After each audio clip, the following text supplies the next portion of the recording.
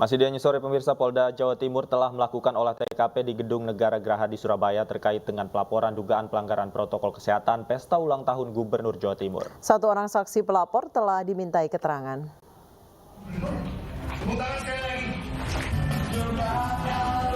Pasca pelaporan terhadap Gubernur Jawa Timur, Wakil Gubernur Jawa Timur, dan PLH Sekda Provinsi Jawa Timur dalam dugaan pelanggaran protokol kesehatan, polisi telah selesai melakukan olah TKP. Olah TKP digelar di Gedung Negara Graha di Surabaya. Polisi saat ini mendalami hasil olah TKP. Polisi juga telah memeriksa satu saksi pelapor. Sudah melakukan pemeriksaan terhadap saksi pelapor. Kemudian kegiatan olah TKP juga sudah kami lakukan. Sekarang ini masih proses analisa. Jadi berikan kesempatan pada kami, penyidik kami, untuk melakukan penyelidikan dan penyidikan secara profesional. Sebelumnya, kelompok massa aktivis 98 Surabaya beserta kuasa hukumnya kembali mendatangi Mapolda Jawa Timur.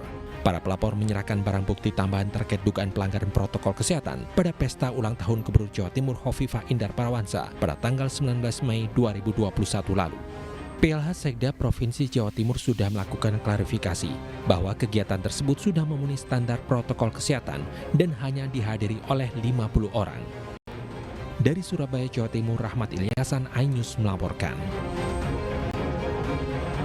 Warga perumahan Gria Melati, Kelurahan Bubulak, Kota Bogor, Jawa Barat yang terkonfirmasi positif COVID-19 terus bertambah. Saat ini warga yang terpapar sudah mencapai 90 orang.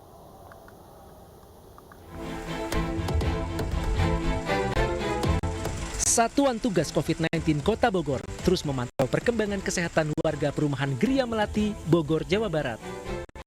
Sejak menjadi klaster COVID, warga yang terpapar COVID-19 terus bertambah. Bila kemarin dilaporkan sebanyak 85 orang, kini bertambah menjadi 90 orang. Penambahan ini menjadi kasus pertama sebagai kasus COVID-19 terbanyak yang menulari warganya. Wali Kota Bogor Bima Arya memerintahkan seluruh warga perumahan yang berjumlah 600 jiwa harus menjalani tes PCR. Tidak ada, tetap bersama Pak Dhani, Pak Kapolres akan fokus ke PPKM, ya, kewilayahan, karena ini senjatanya di situ. Presiden bilang kita belajar dari India. Jadi Presiden sampaikan cerita beliau dialog dengan Perdana Menteri India tentang kunci sukses India di fase awal melakukan micro lockdown. Jadi PPKM Indonesia adalah belajar dari India. Nah sekarang ketika India lengah, Indonesia jangan sampai lengah. Jadi kuncinya micro lockdown atau yang kita laksanakan sekarang PPKM mikro.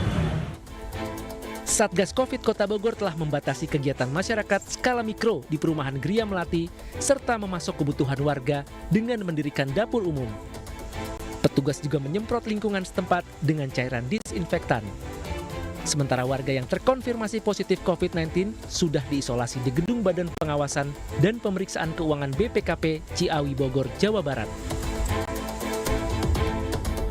Mengapa persebaran COVID-19 di klaster Gria Melati begitu cepat? Apakah ada indikasi varian baru? Kami akan bahas bersama Wakil Wali Kota Bogor, Dedi Arahim, dan Guru Besar Penyakit Dalam FKUI, Ari Fahrial Syam. Selamat sore, Pak Dedi dan Pak Ari. Selamat sore, Mas. Baik, saya ingin ke Pak Dedi terlebih dahulu. Pak Dedi, update terbaru dari perumahan Gria Melati Bogor seperti apa dan penanganan hingga saat ini seperti apa, Pak? Ya, seperti yang sudah disampaikan tadi di awal, bahwa memang sampai dengan hari ini jumlah warga yang terkonfirmasi positif COVID-19 ada sebanyak 90 orang. Nah, 90 orang ini kami proses dari 850-an ya, sampel spesimen COVID, spesimen warga yang kami ambil selama beberapa minggu.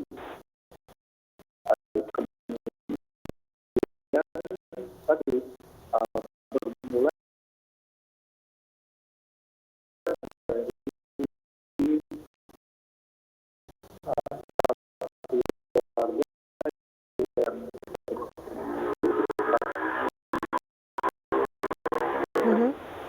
kita melakukan tracing, kita melakukan pelacakan, kita temukan ada sekitar 850 kita lakukan pemeriksaan. Jadi sejauh ini masih di angka 90 dan tidak.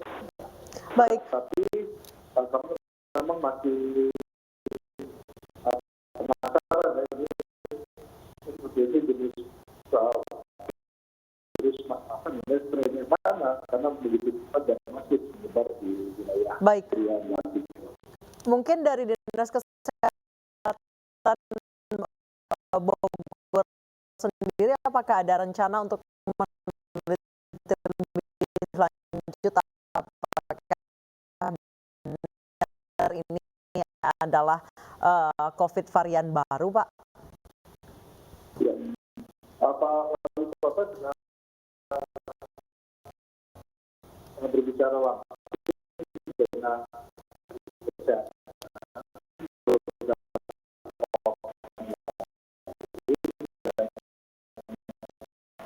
dari kesehatan sudah mengambil genom sequencing test sampel, dan kami sedang menunggu juga hasilnya apakah memang ada varian baru, karena begitu masif, cepat, dan sangat ini ya, sangat apa namanya, banyak sekali yang kemudian terpapar gitu.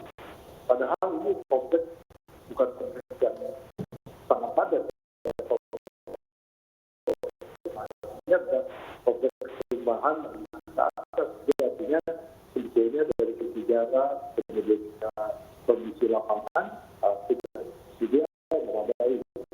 Apa sih Pak Dedi sebenarnya awal mula terjadinya penyebaran? Apakah warga ini halal bihalal atau mungkin berbuka bersama atau sahur bersama awalnya? Kalau dari informasinya ada seorang warga kembali dari kerja dari laporan tanggal 4 Mei, kemudian tanggal 9 12 itu mengalami demam ya, kemudian mereka tes mandiri, dan kemudian terlihat hasilnya ada yang positif COVID. Nah, dari situ tentu dari keluarga dan juga dari yang lain-lain kita coba dan terisi. Nah, ternyata keluarga tersebut memang pada awalnya itu dalam kondisi demam, masih melakukan aktivitas bersama warga yang lain. Nah, dari sinilah kemudian terlihat ada penyebaran aktif, dan kemudian seperti sekarang ada 90-an. Baik. Sekitar 650-an. Baik. Baik, saya ke Pak Ari. Pak Ari, kalau misalnya dilihat dari mungkin kumpul-kumpul tanggal 9, kemudian tanggal 12 di PCR hasilnya positif, kemudian saat ini tanggal 29 sudah lebih dari 90 orang. Dalam waktu tidak sampai 1 bulan, kurang dari 1 bulan, sekitar 3 minggu, itu begitu cepat. Apakah ini bisa dibilang ini jenis varian baru yang lebih cepat menyebar, Pak? Iya, jadi dari informasi yang didapat tadi, kita bilang bahwa memang yang terjadi ini suatu peningkatan kasus secara eksponensial. Maka ketika ada suatu kasus yang meningkatnya secara eksponensial ini, pertama perlu kita identifikasi dulu apakah ada klaster di daerah tersebut. Ya, karena pertama misalnya begini, oke, misalnya apakah masyarakat tersebut mengadakan halal bihalal ya, atau silaturahim yang memang mereka makan-makan kumpul misalnya. Kemudian juga yang sudah teridentifikasi misalnya sempat melakukan tarawih bersama misalnya seperti itu ya. Ini kan mungkin lebih dekatnya ke halal bihalal ya, atau pertemuan tadi. Dan kemudian kita juga lihat bagaimana kebiasaan masyarakat tersebut, apakah memang mereka dalam tanda petik kurang saling mengingatkan untuk melaksanakan 3M misalnya. Nah, kalau ini memang hal-hal ini tidak teridentifikasi, maka memang betul yang dicurigai adalah apakah ada varian baru. Karena Pak Wakil Menteri Kesehatan beberapa waktu yang lalu pun juga sudah menyampaikan bahwa sudah terdeteksi ada varian baru yang beredar di Indonesia ini, dalam tanda petik walaupun itu belum seganas varian-varian yang ada yang saat ini memang sudah disebut sebagai varian of interest ya atau varian of concern dari WHO, seperti misalnya B117 dari Inggris atau juga yang dari klaster India atau klaster yang dari Afrika atau dari Brasil atau sekarang juga ada klaster dari Amerika misalnya seperti itu. Jadi ini betul tadi Pak Wakil sudah menyampaikan, sudah ada komunikasi dengan Pak Menteri Kesehatan, dan biasanya memang action yang dilakukan adalah bahwa akan dilakukan pemeriksaan yang kita bilang whole genome sequencing. Jadi masyarakat yang memang positif ya biasanya kita lihat CT-nya itu memang baiknya CT-nya yang rendah ya, artinya memang kita perhitungkan jumlah virusnya cukup tinggi untuk dilakukan pemeriksaan whole genome sequencing ini. Nah, ini saat ini memang beberapa center bisa mengerjakan, tapi memang fokus utama ini ada dilakukan oleh Litbangkes. Jadi nanti tentu akan dilihat di sini. Nah, bagaimana untuk yang ada sekarang? Ya, saya rasa betul tadi Pak Wali, saya rasa ini memang benar-benar harus dilakukan lockdown mikro kita bilang. Jadi benar-benar arus keluar masuk arus dari masyarakat di perumahan tersebut harus benar-benar dibatasi sama sekali ya.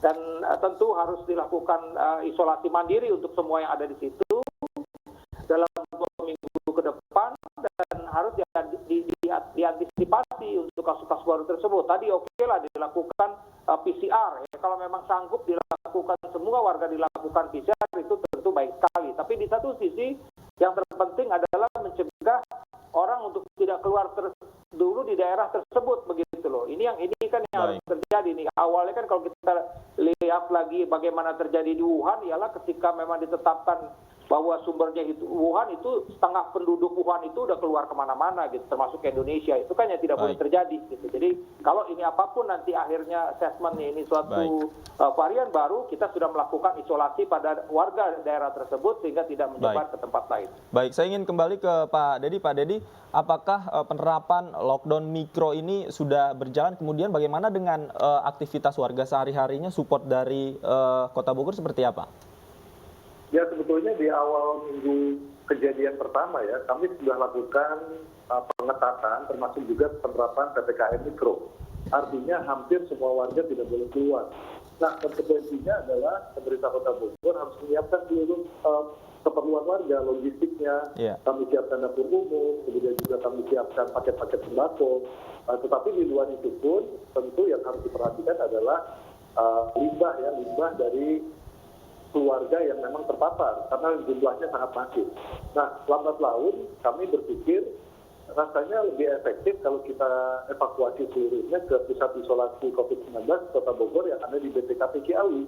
Jadi akhirnya di minggu pertama setelah mencapai jumlah di atas 50 orang, akhirnya kami evakuasi ke Ciawi, dan kelihatannya dengan pemindahan ke pusat isolasi di Ciawi itu lebih terkontrol ya. Tetapi tentu sambil kita terus lakukan tracing dan testing kepada warga yang belum kami lakukan swab test. Nah, hasilnya setelah sebagian besar warga yang memang kontak erat itu dilakukan swab test, terbukti bahwa dari hampir 250-an ya warga dan kontak erat yang sudah di-trace dengan jumlah hampir 800 lebih dari swab test, ada 90 yang terpapar. Jadi baik. Kurang lebih gambaran, dan saat ini hampir 83 orang seluruhnya ada di BPKP di Ciawi. Demikian. Baik, terima kasih Pak Dedi dan Pak Arief Fahrialsyam telah bergabung bersama kami di iNews Sore.